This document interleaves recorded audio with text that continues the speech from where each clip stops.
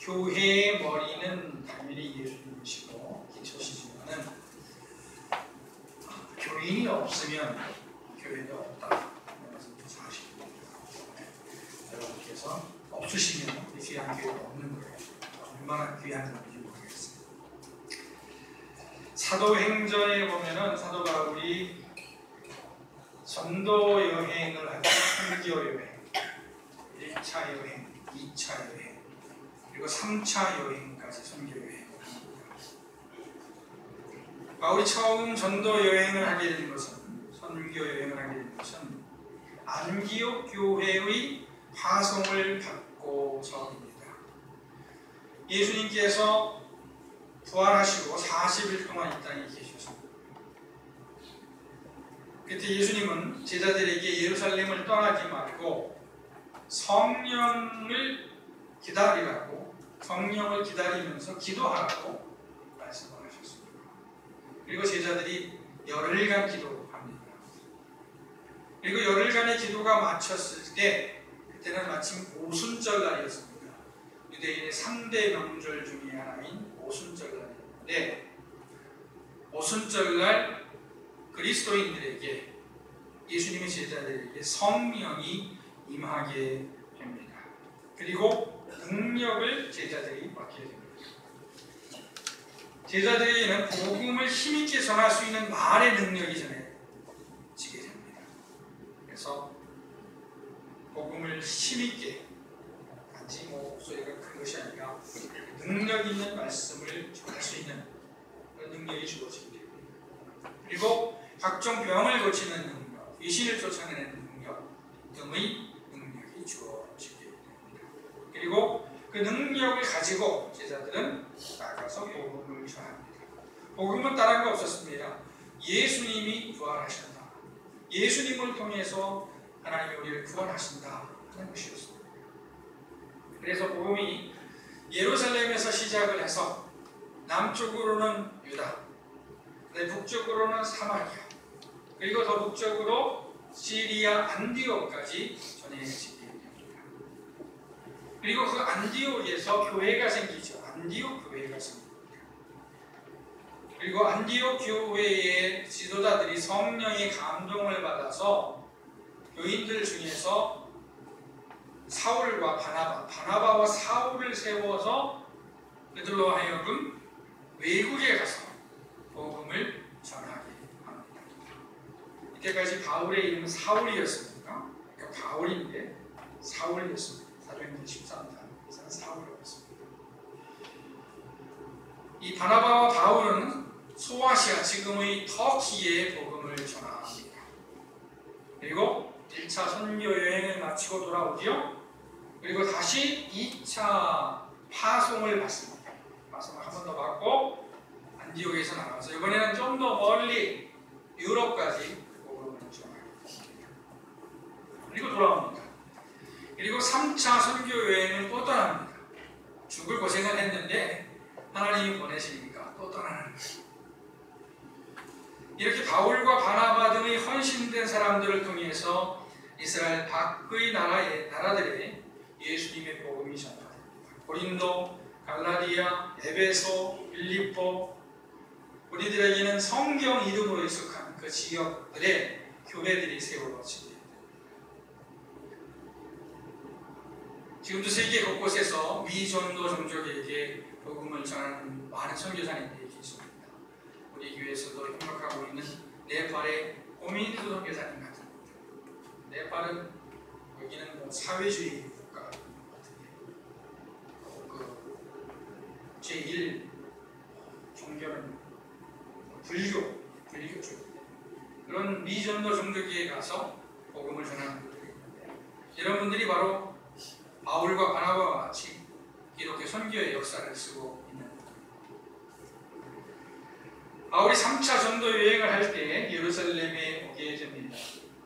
그런데 이때 바울은 유대인들에게 붙잡혀서 죄수의 신분으로 로마에 압송되게 됩니다.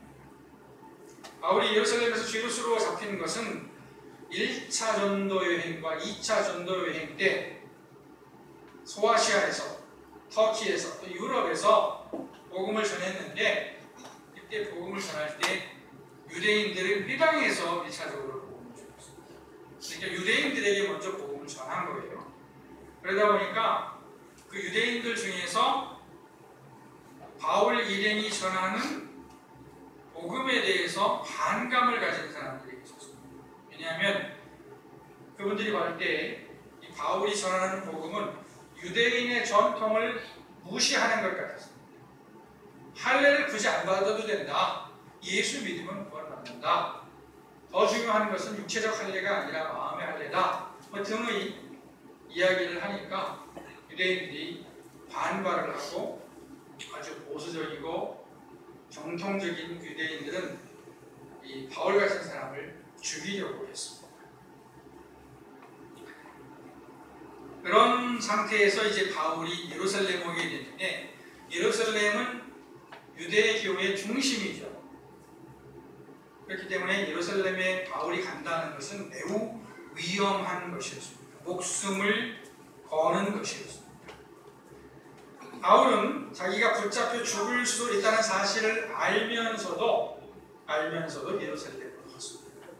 심지어 어떤 선지자는 바울이 예루살렘에서 붙잡혀서 결박당할 것이다 라고 예언을 했습니다. 어떤 사람의 끈을 풀어가지고서 바울을 묶으면서 당신 예루살렘에 가면 이렇게 결박당할 것입니다 라고 행동으로 예언을 보여줬습니다. 그럼에도 불구하고 바울은 자기 생명보다는 사명을 더 귀하게 생각했습니다. 붙잡힐 것을 알고도 예루살렘에 갔습니다. 바울은 죽을 줄 알고 예루살렘에 갔습니다. 바울이 죽을 각오를 하고 예루살렘에 갈 수 있었다는 것은 자기 생명보다 사명이 더 귀하다고 생각했기 때문입니다. 우리나라에서도 일제시대 때 자기 목숨을 바쳐서 재산을 바쳐서 독립운동을 한 분들이 있습니다. 예를 들어서 유관순 열사라고 하죠. 또 안중근 의사라고 합니다. 이런 분들은 자기의 목숨을 바쳐서 독립운동을 한 분들입니다. 이분들은 일본의 우리나라 식민 지배가 부당하고 우리나라의 독립이 정당하다고 생각해서 자기의 목숨을 바쳐서 독립운동을 했습니다. 이분들도 자기 목숨이 아까웠고 자기 재산이 아까웠지만 또 죽는 것이 두려웠지만 나라의 독립이 더 중요하다고 생각해서 자기 생명까지 기꺼이 포기한 것입니다. 예수님도 마찬가지셨다고 볼 수 있습니다. 예수님은 자기의 죽음으로써 대속의 사명을 감당하신다는 사실을 아셨습니다. 그래서 죽음을 피하지 않으시고 준비하시고 죽임을 당하셨습니다. 오늘 이 종려주의인데요. 종려라는 말은 종려나무라는 말에서 옵니다. 이 종려나무는 대추야자 나무를 얘기하는데 키가 큰 나무죠. 네, 제 생각에 한 10m 이상 될 줄 알았더니 이 정도는 아닌 것 같고 3m에서 한 7m 정도 된다고 합니다. 쭉 키가 커서 위에서 이렇게 이파리가 났죠. 그리고 그 대추야자 열매를 맺습니다. 이 나무는 멋있게 생겨서 어떤 영광이라든지 승리라든지 기쁨 등의 의미를 갖는 나무라고 합니다. 그리고 전쟁에서 승리한 전쟁 영웅을 환영할 때에 이 종려나무가지를 썼다고 합니다. 이 종려주의라고 하는 것은 예수님께서 돌아가시기 전에 마지막으로 예루살렘에 입성하셨을 때 예수님을 환영한 사람들이 종려나무 가지를 길에 펴면서 예수님을 환영했기 때문입니다. 종려주일은 예수님의 고난과 죽음을 알리는 주일이라고 말할 수 있습니다. 왜냐하면 예수님은 종려주일 후에 금요일에 돌아가셨기 때문입니다. 그러니까 예수님이 이번 주 금요일날 돌아가십니다. 그러나 종려주일은 예수님의 고난과 죽음을 기리는 주일이라기보다 예수님의 어떤 승리를 기념하는 주일입니다. 예수님께서 자기의 죽음을 아셨지만 그 죽음을 담대하게 받아들이시고 죽음을 더 적극적으로 궁극적으로 해석하시고 선포하신 것을 기념하는 날이라고 볼 수 있습니다. 그래서 승리라고 할 수 있는 것이죠. 예수님은 십자가에 못 박혀 죽으셨습니다. 십자가형은 인간이 고안한 사형 방법 중에서 가장 잔인한 형벌이라고 합니다. 왜냐하면 죽는 사람의 목숨이 가장 오래 붙어 있기 때문입니다. 죽는 일에 있어서 죽음 자체보다는 죽음에 대한 두려움이 더 큽니다. 그런데 십자가형은 죽음에 대한 두려움과 공포를 극대화한 것입니다. 제가 군대에 있을 때 무슨 훈련인가요? 유격훈련 받을 때입니다. 논산훈련에서 유격훈련 힘들다고 크게 겁을 주는 거예요. 각계정수도 힘들다고 겁을 주는 거예요. 그런데 사실 유격훈련 해보거나 각계전투 자체가 그렇게 힘들지는 않습니다. 그 두려움이 더 크더라고요. 근데 십자가형은 죽는 사람이 최대한 자기의 죽음을 인식하면서 고통을 당하게끔 하는 형벌이었습니다. 예수님은 종려주일에 예루살렘에 입성하시면서 자기가 금요일이면 돌아가실 것을 아셨습니다. 그리고 예수님의 마음속에 그 죽음에 대한 두려움도 있었습니다. 그러나 예수님은 도망가지 않으셨습니다. 예수님은 도망가실 수 있었죠. 도망가시면 자기 목숨을 보존하는 겁니다. 예수님 생각해 보세요. 젊은 청년이었습니다. 33살 청년이에요. 그 청년이 얼마나 정말 앞으로 살 날이 많이 남아있습니다. 그렇다면 자기 목숨이 아까워서 도망갈 수 있었는데 예수님은 도망가지 않으셨습니다. 그것은 자기의 죽음이 끝이라고 생각하지 않으시고 더 큰 삶을 위한 시작이라고 생각하셨기 때문입니다.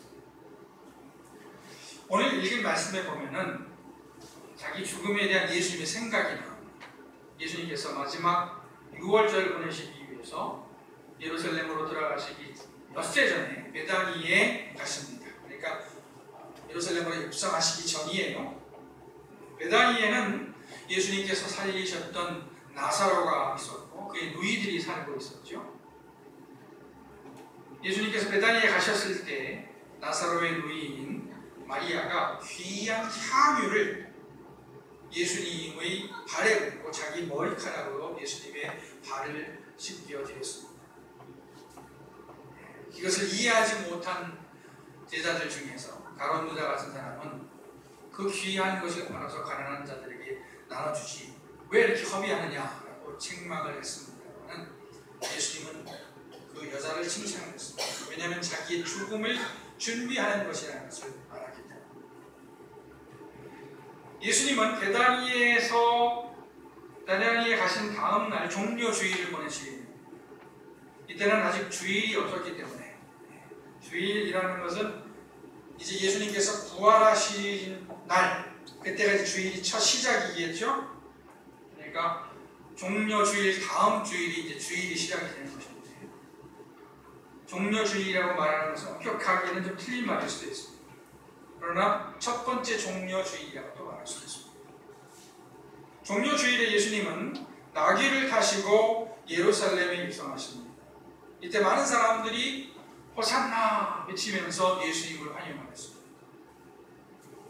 예수님의 그 들어가시는 그 모습은 사실은 너무 소박했어요. 어린 나귀 새끼를 타시고 또 어떤 사람이 이렇게 자기 옷을 벗어서 그 나귀에게 안장처럼 씌워주고 또 사람들이 종려나무 가지를 예수님 가시는 길에 펴고 해서 별로 화려하지 않았습니다. 말을 타신 것도 아니고 마차를 타신 것도 아니고 뭐 군사들이 있었던 것도 아닙니다. 아주 소박했습니다. 그러나 많은 사람들이 예수님을 환영했습니다. 6월절이 가까워지면서 헬라 사람들도 유대인의 명절인 6월절을 지키기 위해서 예루살렘을 찾았습니다. 그러니까 이 당시의 6월절은 유대인들뿐 아니라 외국인들에게도 큰 명절이었던 것이죠. 6월절에 하나님의 크신 능력이 나타났기 때문에 6월절에 하나님께서 기적적으로 이스라엘을 구원하셨기 때문에 아마 헬라 사람들도 와서 하나님의 은혜를 좀 받기를 원했던 것 같습니다. 어떤 사람들은 복을 받기를 원했을 것이고 어떤 사람들은 좀 더 뭔가 깨닫기를 원했겠죠. 헬라 사람들이 와서 예수님을 찾는다 하는 얘기를 예수님께서 들으시고 말씀하십니다. 인자가 영광을 얻을 때가 왔도다. 인자가 영광을 얻을 때가 왔도다.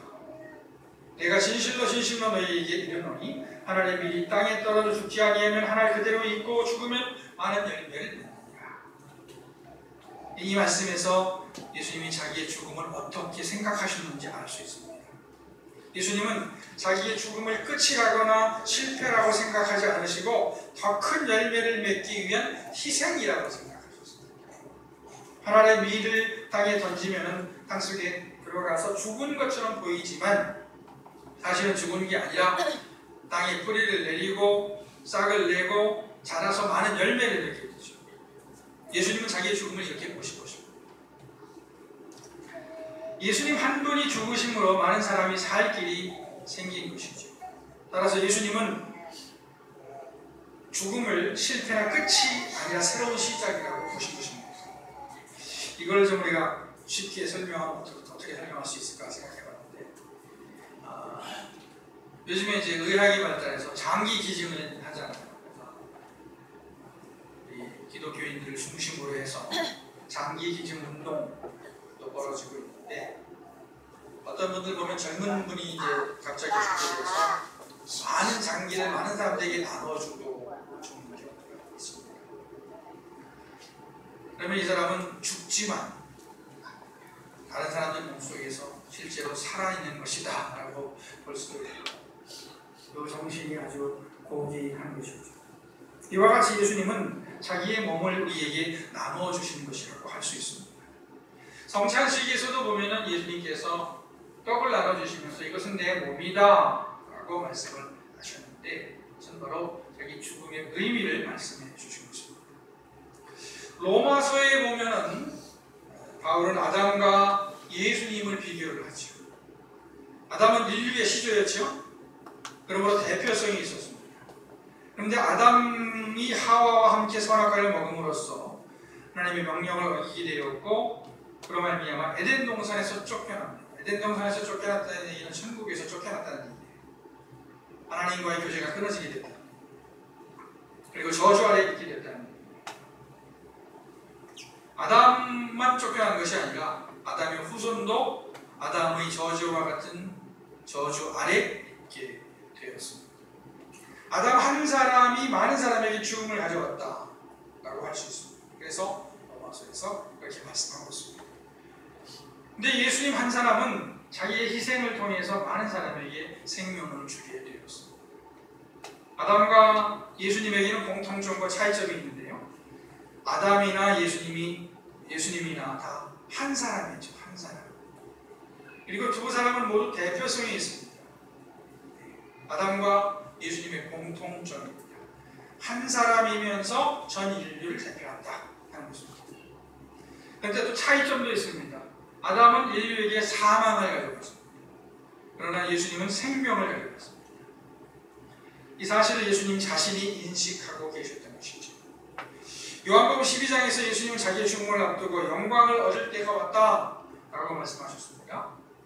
앞서서 요한복음 10장에 보면 예수님은 말씀하기를 누가 자기의 목숨을 빼앗는 것이 아니라 자기 자신이 스스로 버리는 것이다 라고 말씀하셨습니다. 요한복음 10장 17절 말씀에 보면 내가 내 목숨을 버리는 것은 그것을 내가 다시 얻기 위함이니 이로 말미암아 아버지께서 나를 사랑하십니다. 이를 내게서 빼앗는 자가 있는 것이 아니라 내가 스스로 버리노라.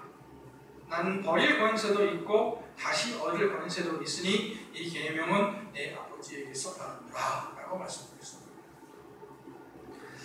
유대인들은 자기들이 예수님을 제거하는 데 성공했다고 생각했겠지만 사실은 예수님께서 하나님의 뜻을 이루기 위해서 죽음을 선택하신 것입니다. 그렇다고 해서 유대인들의 죄가 없어지는 것은 아닙니다. 유대인들의 죄는 죄대로 있지만 예수님의 죽음은 예수님께서 하나님의 뜻을 이루기 위해서 선택하신 것이었습니다. 요한복음 13장에 보면은 세족식 이야기가 나오죠. 요한복음에 보면은 예수님께서 자기가 하나님께로 오셨다가 하나님께로 돌아가실 것을 아셨다라고 말씀하셨습니다. 그리고 세족식을 행하셨다는 말씀입니다. 예수님은 십자가 위에서 죽으시면서 다 이루셨다라고 말씀했습니다. 다 이루셨다. 많은 사람들이 죽는 것을 두려워하는 이유 중에 하나가 뭘까요? 그것은 바로 내가 할 일을 다 못했다 하는 것입니다. 아직 내가 이루고 싶은 꿈이 있다 하는 것이죠. 아직 내가 자식들을 다 키우지 못했다 하는 것. 그래서 갑자기 죽음이 닥치게 되면 그 죽음을 두려워하고 눈을 편안하게 감지를 못하는 것이죠. 그런데 예수님 말씀하기를 십자가에 못 박혀 죽으시면서 다 이루었다라고 말씀을 하셨습니다. 그런 점에서 예수님은 참으로 멋지게 사시고 참으로 멋지게 죽으셨다라고 말할 수 있습니다. 유대인들은 예수님을 가장 처참하게 죽였지만 예수님은 그 죽음을 통해서 하나님의 뜻을 온전히 이루셨습니다. 그리고 예수님은 아셨습니다. 자기의 죽음이 끝이 아니라 새로운 시작이라는 것을 아셨습니다. 그래서 두려우셨지만 담대히 죽으셨고 또 부활하셨습니다. 그런데 놀라운 것은 예수님은 바로 우리를 위해서 죽으셨다 하는 것입니다. 예수님은 우리를 위해서 죽으셨고요. 그것을 우리가 알므로 또 믿음으로 우리에게 예수님의 구원이 이루어지는 것입니다.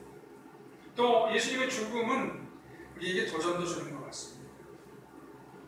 생명을 바칠 사명을 발견하라 하는 도전입니다. 때로는 너무 우리가 충동적으로 생각을 해서 죽음에 대해서 이 세상 살기 너무 괴로우니까 죽음을 더 적극적으로 생각하고 긍정적으로 생각할 수도 있겠죠. 근데 그런 도피적인 차원이 아니라 우리가 하나님의 뜻을 이루기 위해서 우리의 목숨을 바칠 부분은 무엇인가, 그것은 무엇인가를 생각을 할 필요가 있겠습니다. 우리 모두 우리의 사명을 말씀과 기도를 통해서 발견하고 또 그 사명을 발견한 가운데서 멋지게 살고 또 예수님처럼 멋지게 죽고 또 예수님과 함께 천국에서 멋지게 살았으면 좋겠습니다. 기도하겠습니다.